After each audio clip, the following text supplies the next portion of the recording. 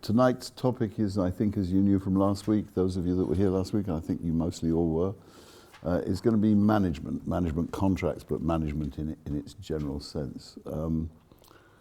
In a lot of ways, the contract we'll discuss tonight is both the easiest and the most difficult of the three that we will be discussing. The easy because the content is by and large pretty easy, and we're not talking about rights, we're not talking about copyright, we're talking about, you know, a contract for services, and they're relatively easy to discuss. That's not to say that there aren't some hot issues in there, because there are. But the reason it's most difficult is because, by and large, at the end of a deal, having a conclusion of this management agreement does not involve the artist being paid any money. And whereas at the end of a recording contract negotiation or the publishing contract negotiation, the writer is going to pick up a check, and that puts a lot of pressure on the artist's lawyer, the writer's lawyer, the recording artist's lawyer, to kind of close the deal quickly, because of course the client wants the check and he wants it, you know, ASAP. The manager does not pay advances. In fact, as we will see, that's not even a possible construction of this arrangement. So there is no big check waiting for the artist when he signs this deal.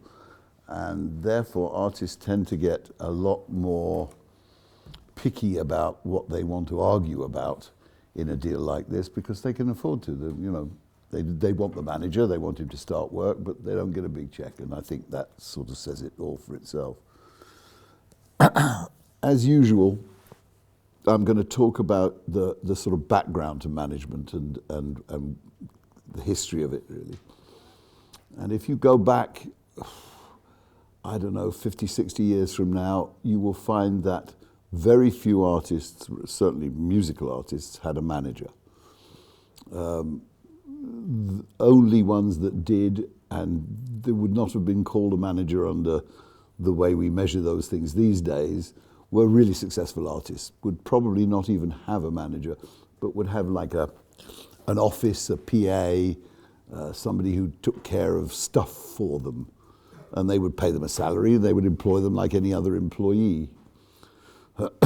And that seemed to work for quite a long time. What changed it all was, as I keep coming back to it, it's a sort of theme with me, what changed it all in a way was the sort of the massive success of the Beatles, particularly in this country anyway. Management had existed in America for some time before it came here. And at the point where the Beatles have a career, and Epstein is the manager, and you know, and everybody else and every band you can possibly think of is taking off as a result of that, what you've got are a lot of very young, probably not particularly educated, and at the very early part of their career, bands. And they don't yet have the sort of money that is needed to go and hire a manager, a management team, and pay them, you know, like a salary for doing it. So probably a little before the Beatles, but certainly after the Beatles, they grew up the sort of management that we're talking about today, where the manager comes in, does what he does, I'll try and explain what that is in a minute, and gets a commission for doing what he does. In other words, he doesn't have to be paid a salary, he doesn't have to be paid cash. He simply hopefully provokes a lot of success for the artist, as a result of which the artist gets well paid, hopefully, and as a result of which the manager gets a percentage commission based on the artist's earnings. And you can see how that's a sort of symbiotic relationship in a way, because at the beginning of a career, you know, the Rolling Stones don't have any money with which to pay a manager, and the manager wants to participate on the upside. He doesn't want £100 a week for doing the job. He wants to think that if the artist goes on to be hugely successful, he'll get a percentage share of that success, and he'll become rich in his own right as well. So the deal grew up in that way. The very early examples of management contracts contained all sorts of very, very strange provisions by today's standards. There was a lot of confusion in the world as to whether or not the manager was hiring the artist or the artist was hiring the manager. These contracts were badly drafted. Lawyers weren't particularly involved in them in those days, and they were a mishmash of provisions that kind of didn't really fit together at all. But the broad proposition was that the manager got paid on everything that the artist earned from contracts negotiated while the manager was the manager. I'm going to come back and then refine that and explain why that's such an awful deal. And the split was around about 50-50 in the very early days. So a successful manager is walking away with 50% of the artist's income. That generation of contracts didn't last very long, and they moved to an understanding, a clearer understanding of what the deal is and what the percentages are, and that's been sort of taken forward. Management contracts have not probably changed dramatically in about the last 20 or 30 years. They still pretty much do the same things as now as they did 30 years ago, but they changed dramatically from what they were 60 years ago. The question, I think the first question is always, what does a manager do? And the second question is, do you need one? And the problem with management is that it doesn't have a particularly defined definition of what a manager does, neither in the contract nor in general terms. If you wanted the most frequently used covenant in a management contract, the manager would covenant to guide, advise, and counsel the artist. I mean, that's, it's very vague. Who the hell knows what that means and what he's supposed to do, and etc. No one's ever got to my way of thinking, including myself, no one ever got to a very good definition of the manager's function. And it is left still deliberately sort of vague. And there are consequences of the vagueness of that, which we'll come to as we go through the contract. Do you need one? It's a changing world, I have to say, out there. I mean, in a way that the manager existed to take over the burden of dealing with the artist's business from the artist, so that the artist didn't have to be concerned with those issues and simply, got on with writing songs, recording, touring, doing the things that artists do and do well. And I still think that there is barely an artist out there, either new or old, that is competent to deal with the sort of business issues that need to be dealt with on behalf of an artist. Now, it is arguable that you could be well represented by a lawyer, well represented by an accountant, and that you probably, and on that basis, you possibly don't need a manager at all. The problem is that, speaking as a lawyer to, I presume, people who are going to become lawyers, lawyers are not particularly imaginative. I mean, they're good at, following the rules. They're good at doing what's supposed to be done. As long as there are boxes to tick, they'll know how to tick them. Accountants, very much the same, even less capable, really, in a way. They're quite good at what you might call business management. I mean, dealing with the contracts, dealing with the royalty statements and stuff like that.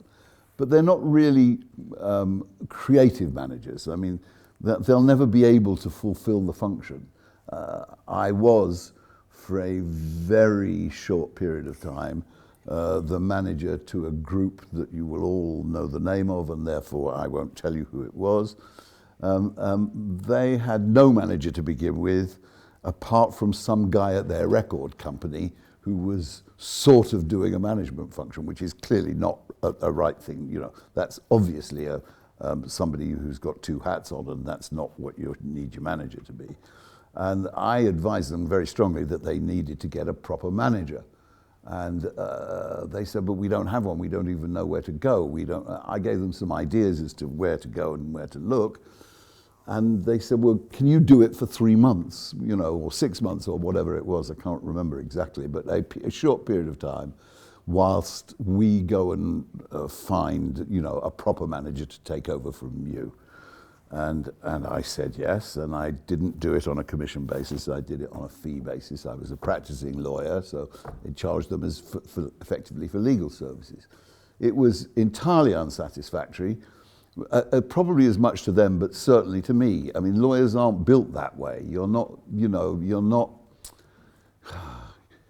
not good at remembering to take the hairdryer with you in case their hair doesn't work out. That's not, the function of a lawyer. It's too kind of, and on the other side, it's very hard to give them career advice. You shouldn't make this album yet. You should make it next year. You should tour in Germany. You shouldn't tour in wherever.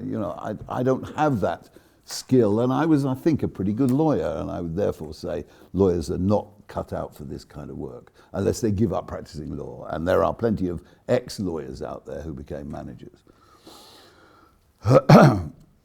So my inclination is to say that every artist who thinks that their career is going to go past a sort of, toying with it and they get serious and they get successful, I think every artist needs a manager. And I think a lot of managers, the good managers, will take you to places that you won't be able to go to on your own. They'll have connections with record companies and publishers and promoters and agents and all the various people that you will obviously need in a successful career. And they know how to pick up the phone and get the call answered. They know how to get your demo tape to the right person. Those sort of skills a good manager will have. And I don't see how you do that yourself. I don't see how you knock on those doors yourself. It's very grueling work. The risk of being rejected is huge. Artists don't like to be rejected. The manager takes those rejections, probably never even tells the artist that, that Joe Bloggs at XYZ place didn't like you at all, didn't like anything that you'd done. It's very hard for the artist to hear that himself. And so I think the manager is needed for good business advice.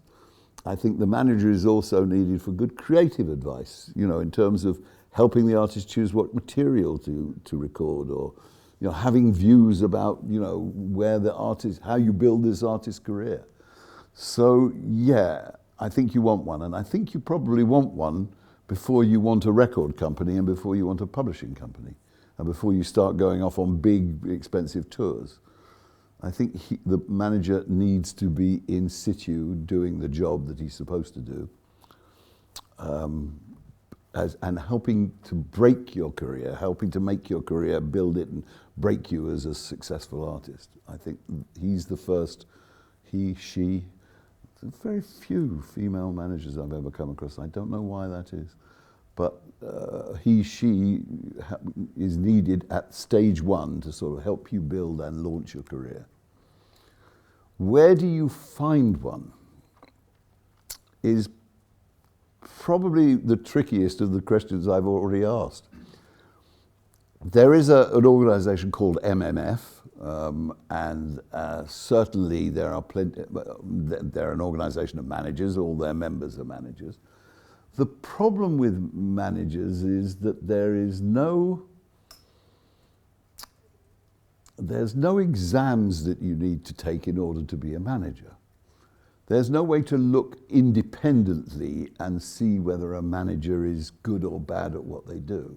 There's no way to sort of Google him and find out that he's got some sort of certification of this or passed an exam of that, because they don't. There are none.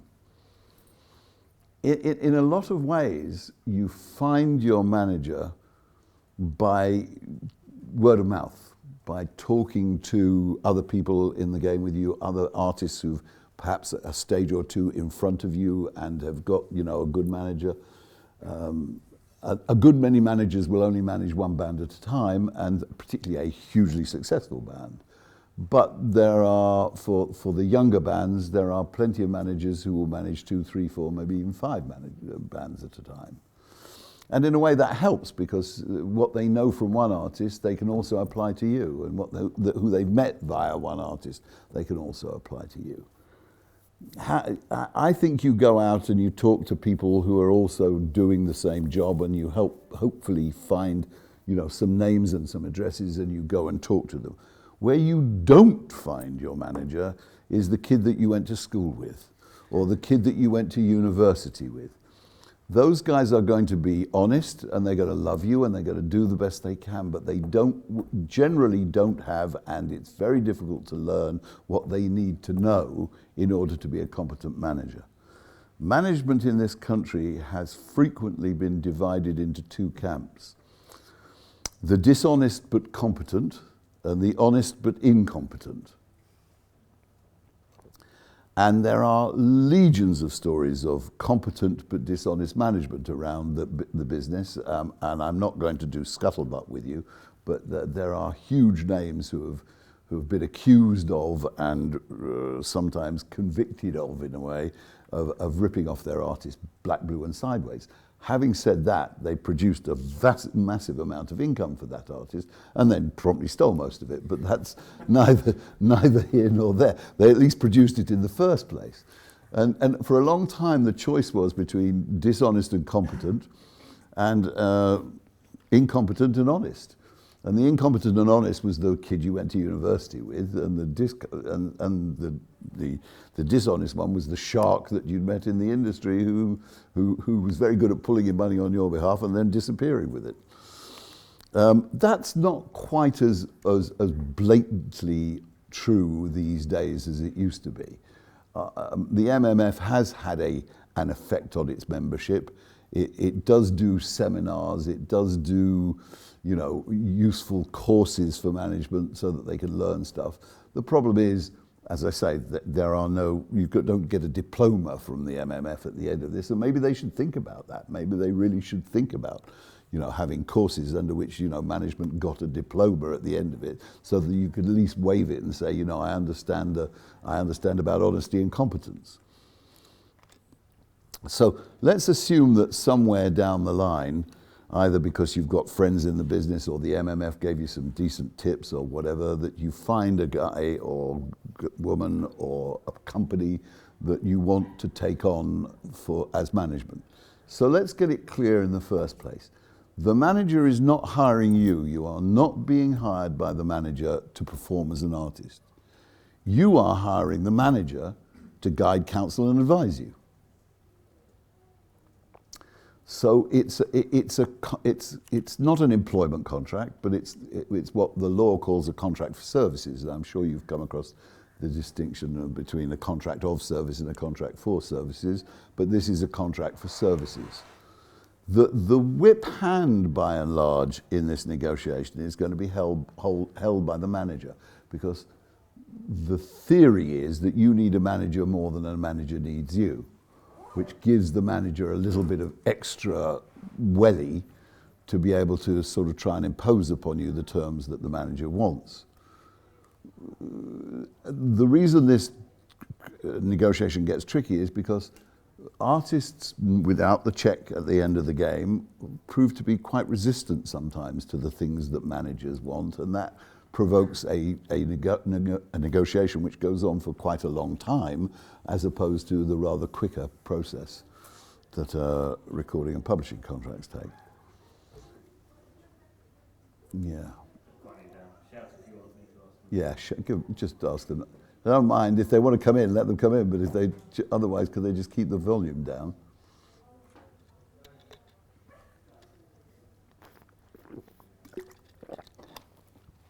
Sorry, I find it distracting. I mean, you may be completely used to it, but I don't live in a university, so I'm not.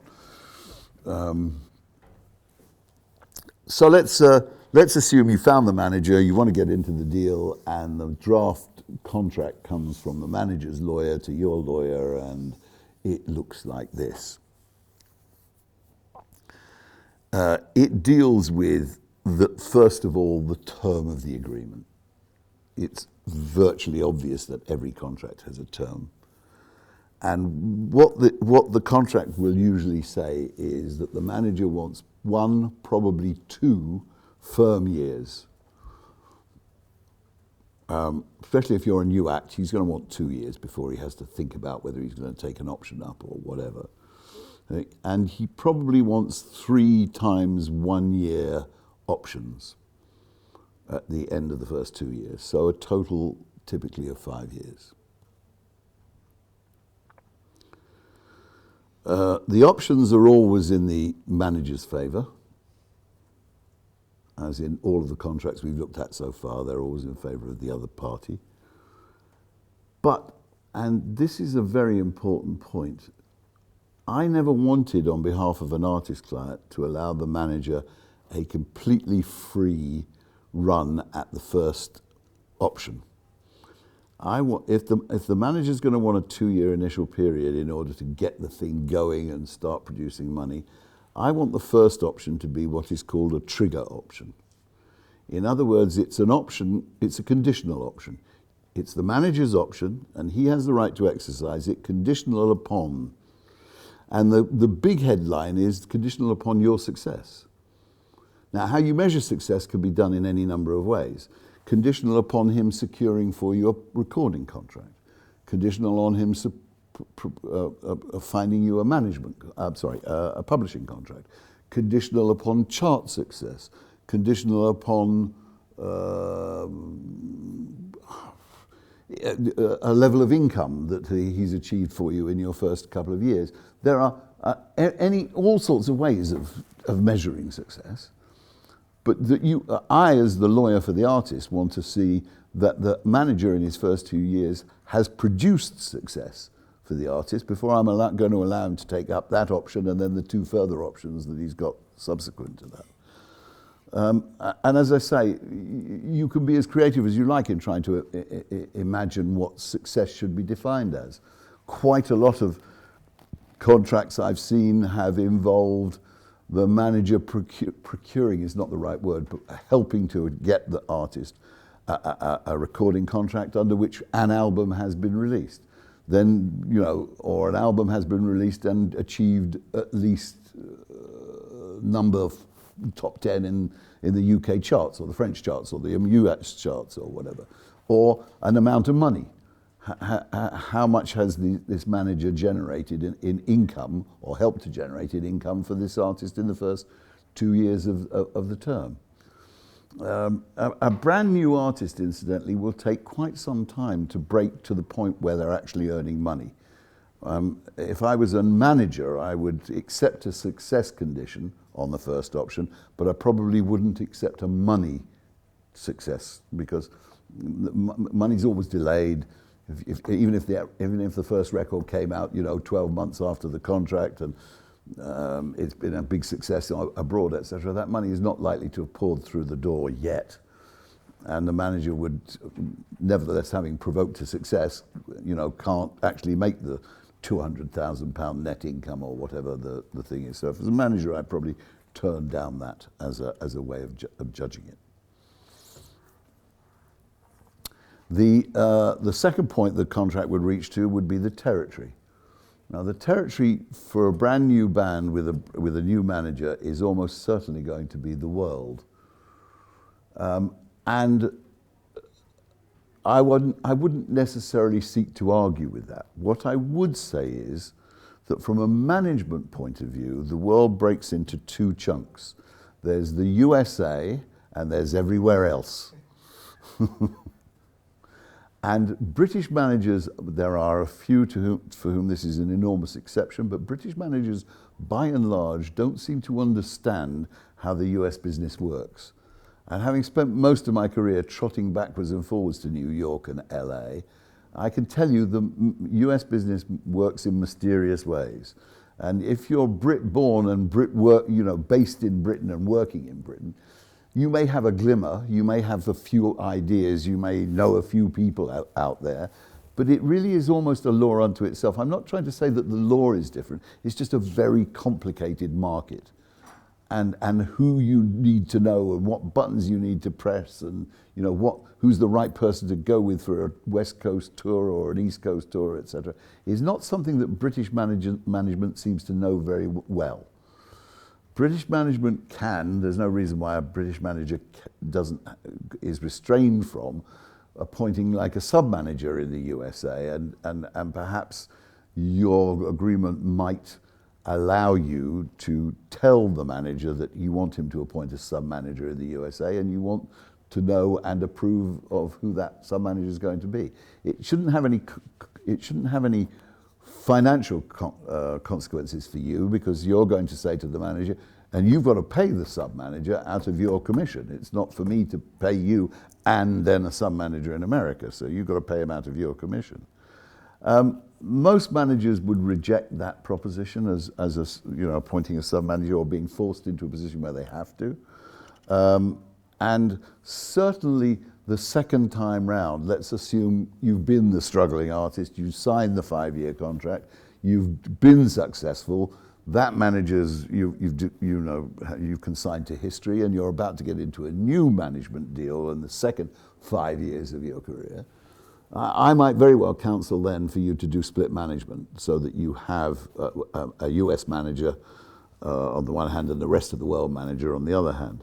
The problem, that you can see the advantage of that. You've obviously got somebody in America, you've picked somebody in America who understands the American market and knows how to provoke success on your behalf.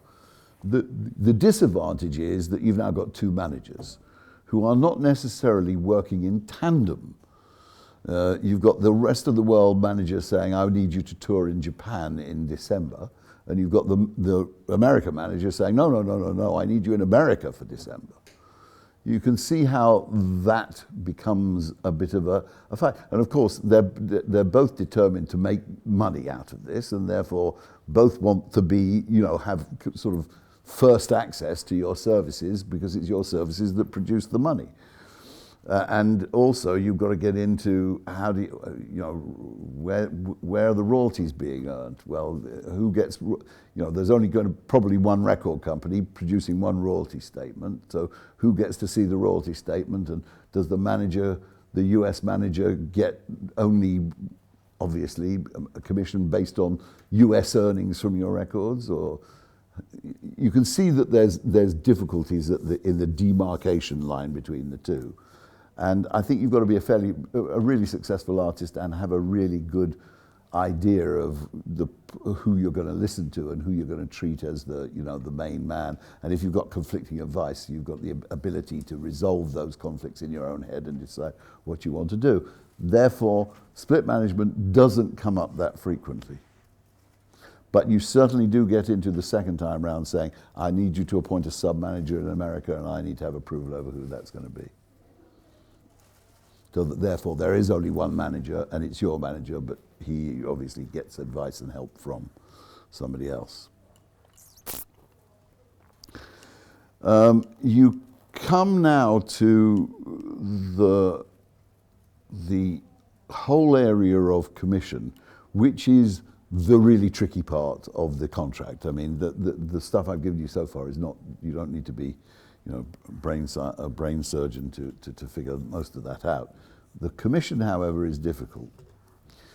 It used to be that the first iterations of management contracts I saw, and they continued for some time in this guise, were contracts which said the manager will be paid a commission based on income derived from contracts entered into during the manager's term. Now that's kind of all right if you're talking about if you're talking about touring, because the dates come and go, there's a date finite, you get paid for that date, goodbye, thank you. Manager negotiated that contract, he gets the commission on the income from that performance. It's a whole lot more difficult when you look at recording and publishing contracts. It is quite possible that a manager will, during his term, have you enter into a recording agreement with a record company under which you are tied to them for the next 5 or 7 albums. Only 1 or 2 of which albums may have been recorded by the end of the manager's 5-year term. The manager, however, under those circumstances, wants a commission on the remaining 5 albums that you haven't even recorded yet, or the songs you haven't written yet under a publishing deal.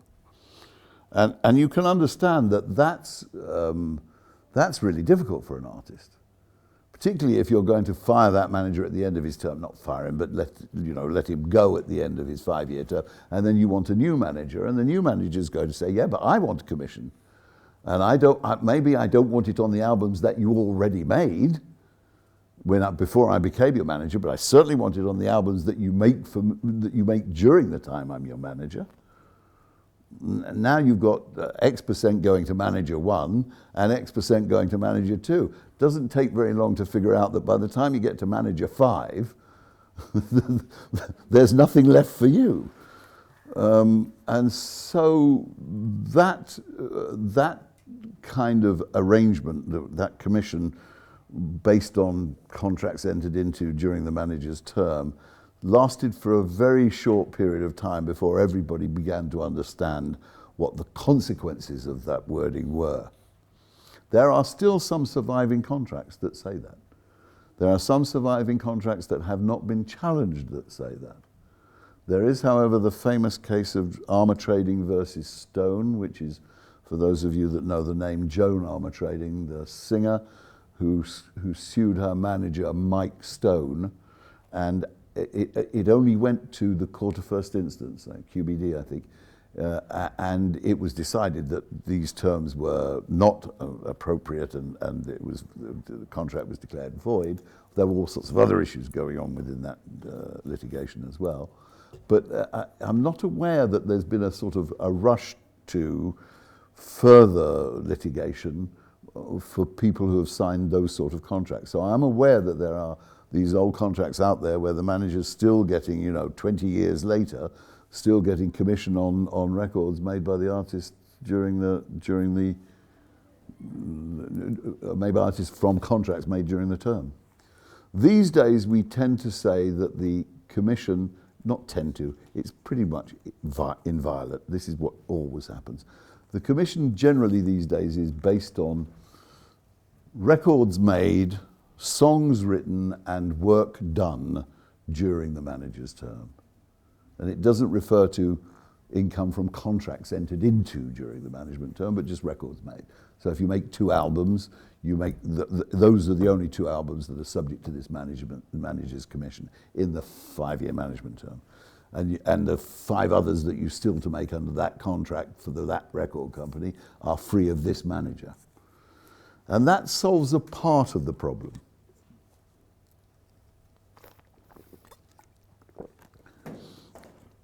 What it doesn't solve is that unless you write something to the contrary, that management commission is going to go on forever.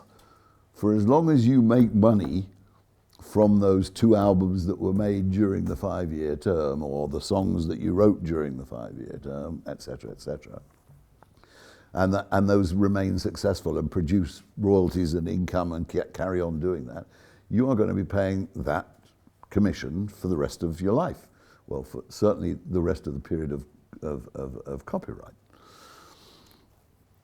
So the practitioners got round to figuring out what are called sunset provisions. Sunset provisions mean that there is a period after the end of the term during which, at which point all commission, at the end of which, I should say, all commission ceases. That period is getting shorter. When I first started doing sunset provisions, they were generally about 20 years long. They reduced over a period of time to being about 10 years long, and sometimes they're now 5 years long. So there's a period during which the manager goes on getting commission, post-term, but based on records made, songs written, etc. And at the end of that period, 5 years typical these days, that management commission stops. That's the end of it. You also get trailing sunset provisions, whereby, and these generally applied when it was a longer period and may still apply with a shorter period, but whereby for the first half of the sunset period, the manager gets full commission, and for the remaining half of that period, management commission would reduce to half-rate commission. So one way or another these days, the manager doesn't get it on everything. He only gets it on work performed during his management term, and he doesn't get it forever. He only gets it for the term plus let's stay at a typical 5 years is can be done, but you've got to be a more successful artist to get the 5 years. It's probably on a 10-year trailing sunset provision. So 10 years, the first half of those 10 years at full commission, the second half at half commission. The other big issue, I'm going to stop there on that issue, but on the other big issue within of the second of three within the area of commission is on what income is the commission going to be based? And broadly speaking, there are two forms of income. There's gross income and net income. Now, managers are going to love being paid on gross income. I mean, they would absolutely, they think it was Christmas and, their birthday all rolled into one. They'd love it. But commission based on gross income is very tricky for the artist. There are a vast number of times that you see artists going out on tour in which they don't make a profit on the road. I mean, life is changing a bit. If you're a really successful artist, that's where the big money is. But let's assume you're not one of the top 10 world-time artists and you are out on tour. Frequently, you're touring at a loss. Certainly, you're only touring at break-even.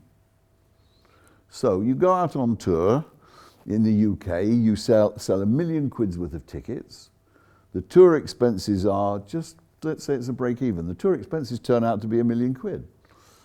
Net income to band, 0. Management commission based on gross income, a percentage of 1 million. On top of the expenses that you've already paid to go out on tour. So you can see from an artist's point of view that gross is pernicious. I mean, if you stand for that in the management agreement, you're very likely to find yourself well and truly shafted, and legally so. I mean, not even by a naughty manager stealing your money. This is, I got 20% of gross. You earned £1 million. I want 20% of £1 million, £200,000, please. Thank you very much. Then you can look to the opposite polarity and go, all right, it should be based on net then, shouldn't it? Well, yeah, but artists have a horrible habit of spending money and living like kings or queens, or vice versa, depending on whether they're no, it doesn't matter. But it's up to the artist, frankly, in a way, whether he stays at 5-star hotels or 1-star hotels, whether he has a beer or a bottle of Dom Perignon, whether he has 3 hookers and 2 lines of cocaine per gig, or whether he doesn't. There's a very easy way for the artist to fritter away on expenses, because the expenses are going largely to him. It's his expenses, to fritter away all the money and therefore leave no net profit whatsoever. I decided, instead of having net profit and putting in my back pocket, I decided to live like a king for 6 months. And actually all the tour receipts have gone on expenses. There aren't any, so the net is 0. Therefore, manager, 20% of 0 is 0. You've done all the work, you've put the whole tour together, and you get nothing. So clearly, those are opposite ends of the spectrum, and neither really works. For one party or the other, neither of those positions work. So actually we came up with, and I think I have to say that this was me, came up with something that became known as the gross less theory. So it would be based on gross, less certain listed expenses. And you'd list them at the time, and say hotel expenses not to... You'd have to get quite specific about all of these, because they're not, you can't just have a sort of generalized less expenses I've approved of. They're going to have to be expenses that say, in a tour, the expenses should be no more than 50% of the tour income, or something along those lines. You can't obviously sit there and say, no hotel should be more than 300 quid a night, no drink on room service should be more than a fiver. You know, that obviously doesn't work. You can't get that micromanaged about it. But you're going to have to come up with something that says, you know, tour expenses, including lighting, sound, you know, roadies, hotels, traveling, etc., per diems to crew, blah, blah, blah, should not exceed 50% of the tour income. Or at least if they do, that's not the manager's concern. He still gets his commission based on the 50% that's left after the 50% of expenses have come off. And you can get as creative as you like with this list.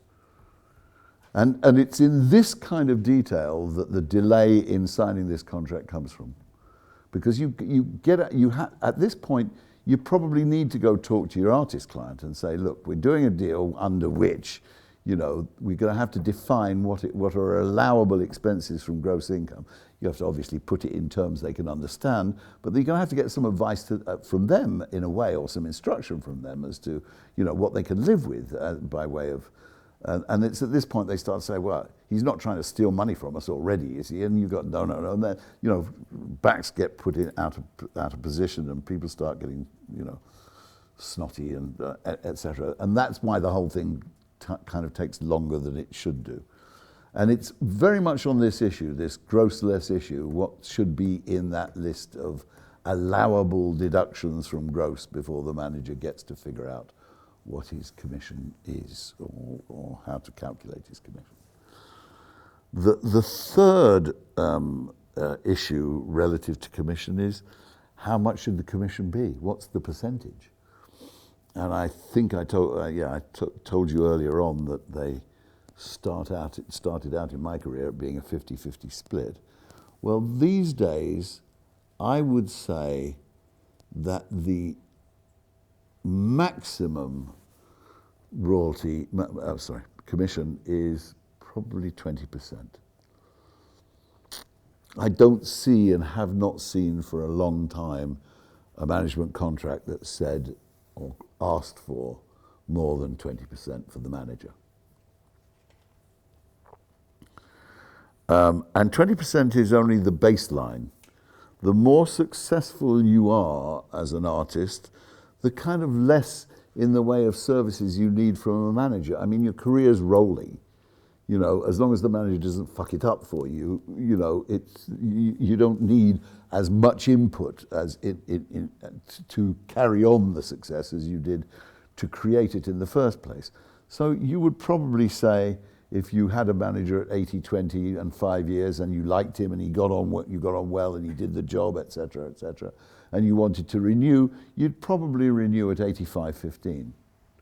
You might even go to 90-10.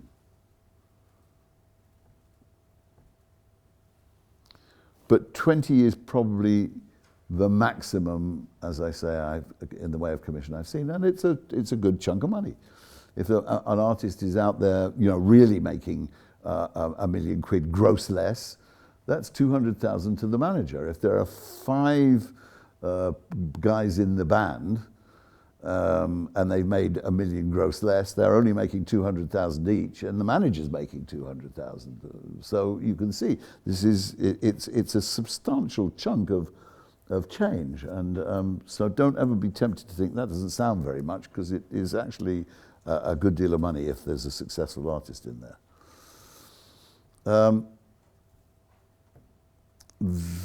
There are 2 further provisions that deal with money. And the first of those are called manager's expenses.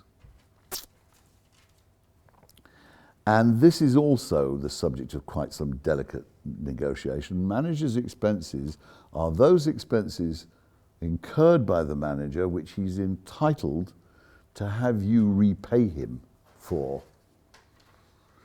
And for a long time, managers got away with a very loose definition of managers, so that actually they charged you for the cost of their premises, they charged you for the cost of their PA, They charged you for the cost of their, office equipment, etc., for their telephone bills, their heating, lighting, blah blah, everything you can think of.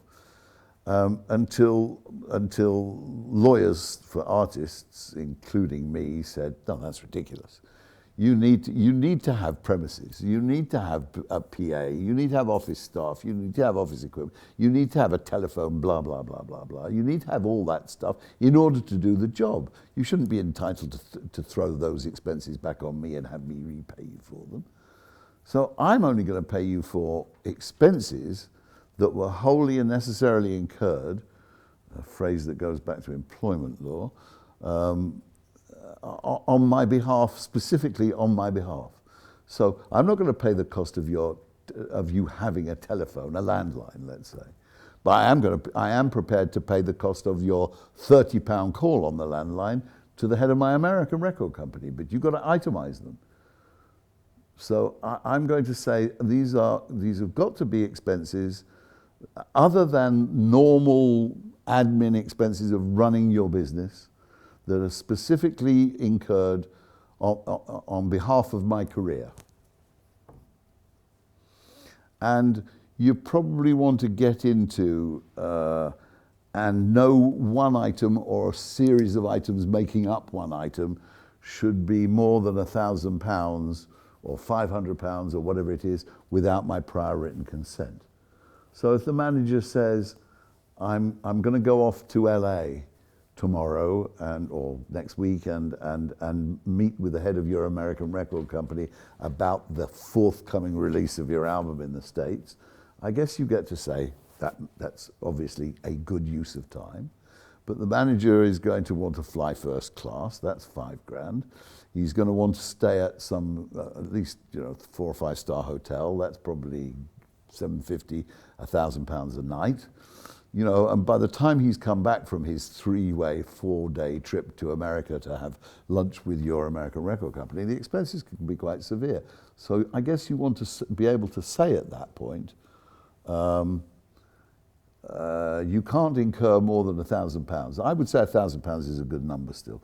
Maybe it's 1,500 by now, but £1,000, £1,500 on any one item of expenditure or on any series of items that make up one item of expenditure, without my prior consent.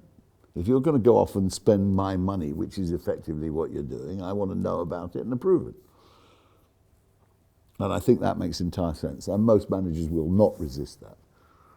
They will understand that that is very appropriate. And then the other and last, I suppose, of the issues that deal with money is who collects all this income? Well, the artist typically starts out by saying, well, even on an 80-20 basis, 80% of this money is mine, and therefore I should have the right to collect it. Managers would probably rather slit their own wrists than allow the artist to collect the money, because I'm somewhat disparaging about artists during the course of these lectures. I love them dearly, and I'm hugely fond of the community, but they are not, particularly bright when it comes to business.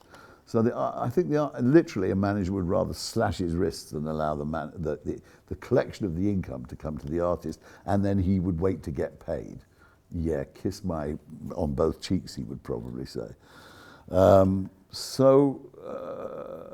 the other hand, the artist is saying, well, I don't think you should collect the money. I mean, 80% of it's mine. Why should you have your hands on my 80% from day one? And you have to imagine that accountings are not going to, they're not going to be a daily accounting here. I didn't come to that in this discussion, but you will assume quarterly accounting.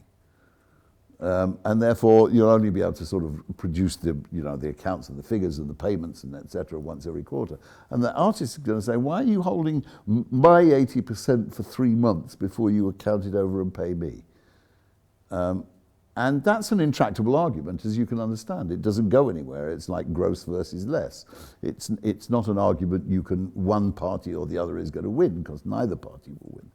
And what has become the current way of dealing with it is for the artist and the manager to jointly hire a firm of accountants to receive the income into their client account and to deal with the money in accordance with the terms of the contract, a copy of which is given to them. And there are plenty of small firms of accountants who, for a fairly reasonable annual fee, will do just that. And the trick is, of course, that they're jointly appointed. They're not appointed by the manager who the artist might then suspect of being unduly influenced by the manager. They're not appointed by the artist, at which point the manager is going to go, oh God. So you've got this joint appointment of one firm of accountants who've got a client account in the artist's name, receives all the money in, and every quarter repays the management expenses, asks for evidence that they've been approved, figures out what gross less is based on the definitions in the contract, and takes the remaining money and gives 20% to the manager and 80% to the artist. It's a relatively clean way of doing things. It has not come a cropper to my knowledge so far. It's relatively new. Probably only been going on for about 15 years. But I don't know of any litigation under which the manager is accusing the artist of doing something or other with the money or vice versa. And I've not known any of these accountancy firms to get sued by either party that instructed them. So assuming that the manager, the accountancy firm is competent and is not being negligent, it seems to be a system that works and relieves everybody of the tension of, you've got my money, no, you've got my money.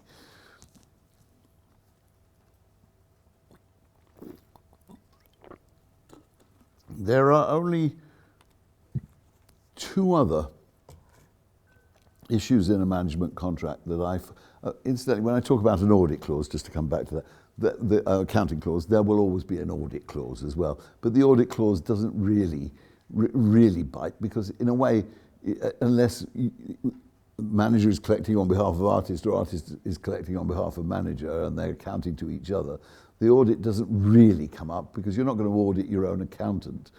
You have normal rights in connection with your relationship with your accountant to look at what he's done and try and make sure that it's accurate. But you can't really hire your accountant to audit himself, so there's not really much point. But there will be firm accounting clauses, and for a long time before this arrangement came up, it used to be the manager that collected the income, because the manager would never trust the artist to do so.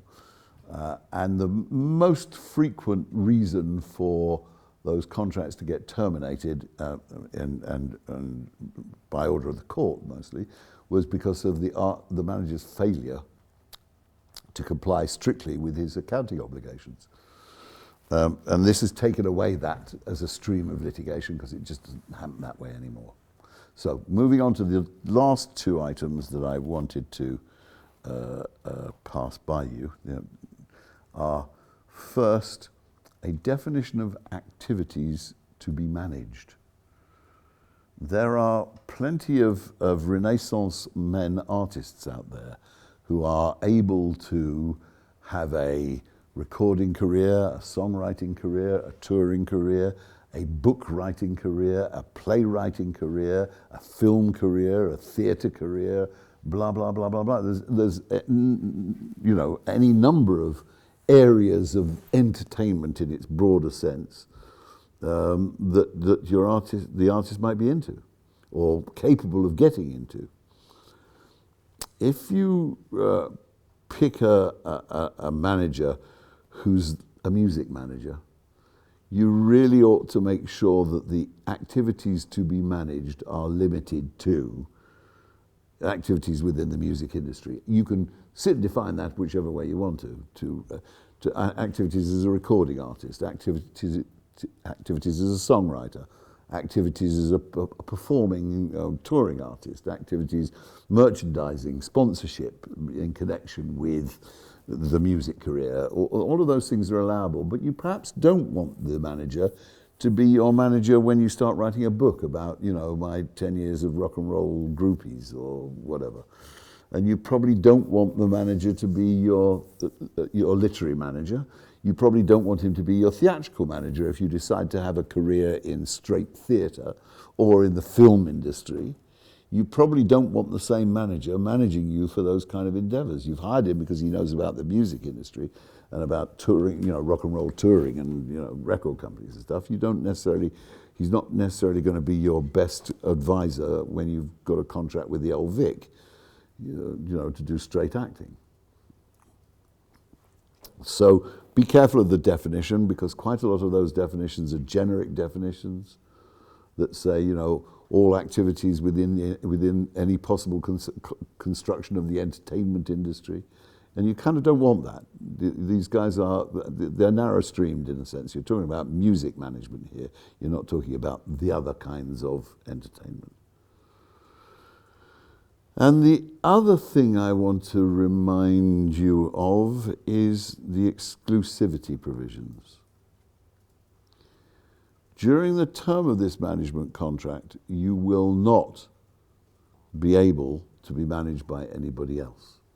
Unless you terminate it and legally, properly terminate the contract and it comes to an end, that manager is your manager, and you may not have any other manager or any other advice, guidance or counsel other than professional advice and counsel from your own lawyer, from your own accountant, etc. But or your own IFA for that matter, financial advisors, etc., bank, blah blah blah. But in terms of they're the only manager, and you're locked into that. You can't get out of it. The only way out of it is to get out of the agreement in the first place. On the other hand, you probably do not want to say that the manager should be your exclusive manager and he should represent nobody else other than you.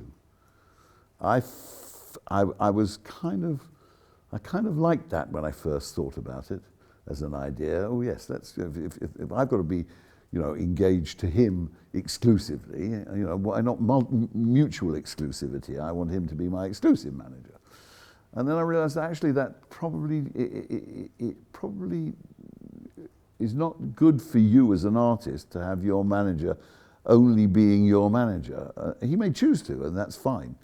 But, you know, I want him to have experience, this manager. And if he's got 2 or 3 other bands and they're signed to different record companies, or they're signed to different publishers, or, you know, they've got different agents and different this and different that, all of that's good information for this manager to have, and good for and helpful to my career.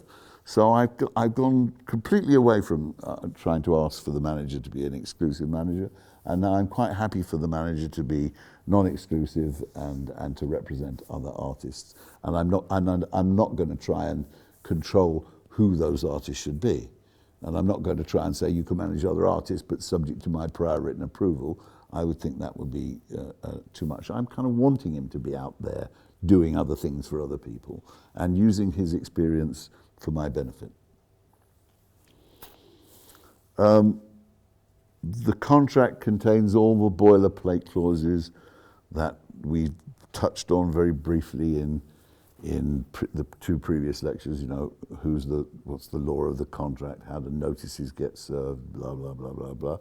But I think that what I've given you now is the meat of the contract, is the meat in the sandwich, and other things really are trifling things, and they've got to be dealt with. They've got to be dealt with properly, but you don't need to concentrate on them. There's not going to be a lot of negotiation around them.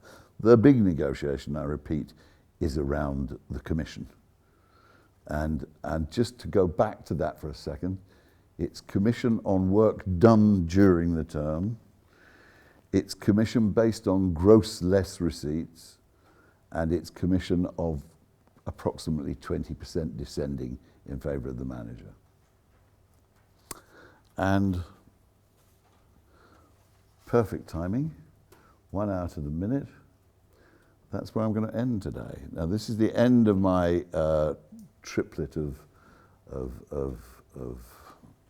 hopefully somewhat entertaining lectures. And for those of you that are still here this time next year, I'll maybe see you again. You won't want to come again because it'll be the same thing in a year's time. But I hope you've enjoyed it. And before I leave you, tonight, again, as usual, there's time for Q&A. And please don't hesitate. No question you ask. I think people always get worried that they're going to ask us a question that people are going to think is stupid. This is, stuff you don't know before, hopefully. And no question is stupid. So do feel free to ask whatever questions you want. This is the last time you get that opportunity. When I leave, I'm gone for a year, so feel free. Yeah, there's a mic up here. Could you just here? I'm happy to bellow. Okay, I think they want to record it. That's the problem. Okay.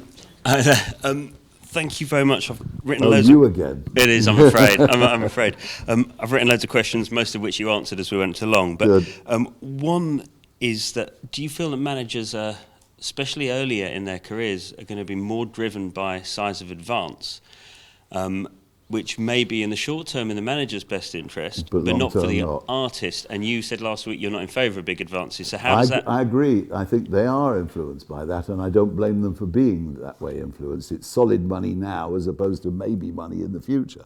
And I do understand that.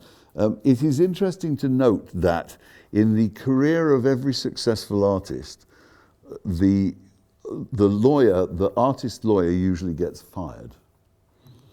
After a term, after a period, after the manager's got ensconced and is in there, the artist lawyer gets fired, and it is because the artist will talk to the lawyer and say, manager's talking to Joe Blogg's record company about they're talking about £1 million, advance or whatever, and the lawyer is likely to say, I don't know why you want to take £1 million. That seems to be rather a lot. He goes back and says to the manager, I don't want £1 million, and the manager says, why don't you want £1 million? Well, my lawyer's just told me that, and that means that the manager is threatened by the lawyer, so he tends to make, and he's with the band every day. The lawyer is not, so he's the drip feed of poison in the air, and eventually the lawyer gets fired, and a more compliant lawyer is selected that the manager has some part in the auditioning of, and yes, it comes from that. It comes from if you look at, you obviously have to understand that the manager is in this only in part for your success. He's in it for your success only insofar as it generates, serious money for him. Yes, that is inevitably so, and inevitably you ought to have in your life somebody that you can go to and say, do you think that what the manager's doing is a good idea? That would typically be your lawyer. But no, the more you do that with your lawyer, the more likely he is to get fired. Right, brilliant. I've got more, but I don't want to dominate, so. Okay, there's somebody else behind you. Could I ask something about publishing again? Yeah, if I can remember that far back. Yeah. In terms of arrangement, how can an arranger have copyright in a song? Can they claim rights on the song as an arranger? Well, no, and the arrangement has to be wholly novel and conceived out of the top of the head of the arranger.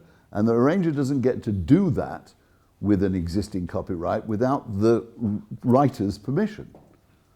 I see. At which point you may, as the arranger, want to say to the writer, I've got a great arrangement, I want to do it, but I want a taste of the royalties in respect to my arrangement. Otherwise, I'm not going to do the arrangement.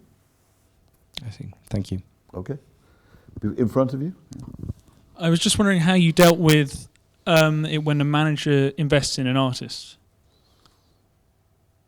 In what sense? In actually putting money Yeah, into an actual artist? money up front. Well, you probably deal with that by a loan note. It's not part of a manager's obligation to put money in, and it's no part of a management service agreement under which the manager, who's being hired to do a job, also invests in the person that they're being hired by. But there are managers, I suppose, that would do that, and if he does, then there's going to be some kind of loan arrangement between the manager and the artist, independent of the management contract. Yep. A related question. related question Yeah. to that one. You said that nowadays, particularly, you'd probably want a manager before a record deal or before a publishing deal. Labels are not signing people until they've seen finished product Yeah. and market-ready act as well as material. Yeah. This invariably means managers have overseen and often funded multiple releases, Yep. etc. Is it reasonable for a manager to want more than his investment repaid? Is it reasonable for them to, having acted as a record company or a publisher, benefit? I think I want my if I was a manager investing, I want my money back. I probably want interest on my money. I don't think I'm seeing it as the profit center that you're quite seeing it as. I'm seeing for the manager, this is the profit center. The management contract is the profit center. Right. That's when, if everything comes together, and as a result of which the artist starts earning big money, I'm getting 20% of that. But I certainly probably want my money back as a first call. But if the act fails, there's an incredibly low chance of getting that money You're back. never going to get it back. And therefore the interest rate should be like, Maybe representative of the risk. but that's never gonna Well, that's not gonna help you sign an artist to your management services. Like a credit card. No, I understand it. Well, it's up to you, of course. You don't have to make the investment. Is there If you do make you're looking for equity. In every question you've ever directed at me, you've been looking for equity. I don't think the artist should be giving you equity. If you want to invest in this artist and it takes that investment to get this artist to where they need to be, you should, and you have the ability to make the investment, make the investment. Make the investment on commercial terms. But where your profit center for this investment is in the management contract. And if it isn't, you're fucked. How do you mean? You put the investment in, there's no income. Sure, but that doesn't. I'm thinking. I understand what you're saying, but there's got to be. Well, there are new ways. There of doing doesn't it. have to be. You'd like there to be. I mean, it's going on. A lot of managers I know are charging 35%, but doing things, or 50%, but doing it as joint venture. I would Everything in the middle. I would never allow that. If I was the lawyer representing the artist, I would never allow that, because that has consequences that go on forever. Or not forever, but for a bloody long time. I'm not interested in jacking up the management fee from 20% to 40% to take account of your investment. But on total, on net. No, I wouldn't. No. I mean, No, I don't manage. I would that never clear. counsel an artist to accept a 40% management commission because the manager has invested in you. I'm saying, if the manager wants to invest, let's work out some commercial terms in relation to that investment. Right. Fair enough. And if at the end of that investment there's no success, then the manager's pissed away his money. Tough call, tough issue, but that's the nature of this business. It always has been the nature of this business. You put out some risk, some of it works and some of it doesn't. That's my view. Yeah. I get it. Okay. Down here, can you deliver the mic?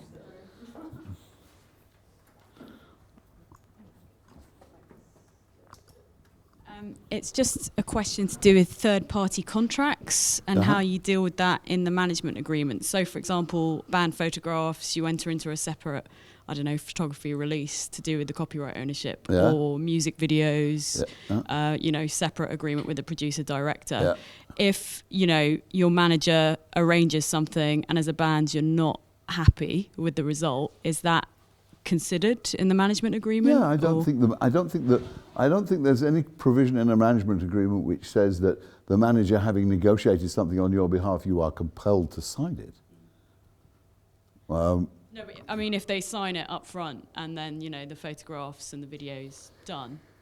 I'm not sure that that's the manager's fault in a way, is it? If you sign on for third-party services and engage to pay them, and they actually are very disappointing services, well, you've got a beef perhaps with the third party, but I don't know that you've got a beef with the manager about that. Unless it's to do with his choice of director. Well, then, I guess I come from a live and let live kind of world. I mean, if that happened all the time, if everything the manager ever did was, a disaster, I think that would be a sufficiently good excuse for getting out of the contract and saying you failed to guide and counsel and advise me. If, however, there are occasional, I hired a photographer, he took, 50,000 photos of 49,999 were useless. Yeah. Shit happens, as they say. No, fair enough. Okay. Anybody else? Any other questions for tonight? Cool. In which case, thank you all for your time and attention. And as I say, I'll see you or your successors next year. Take care.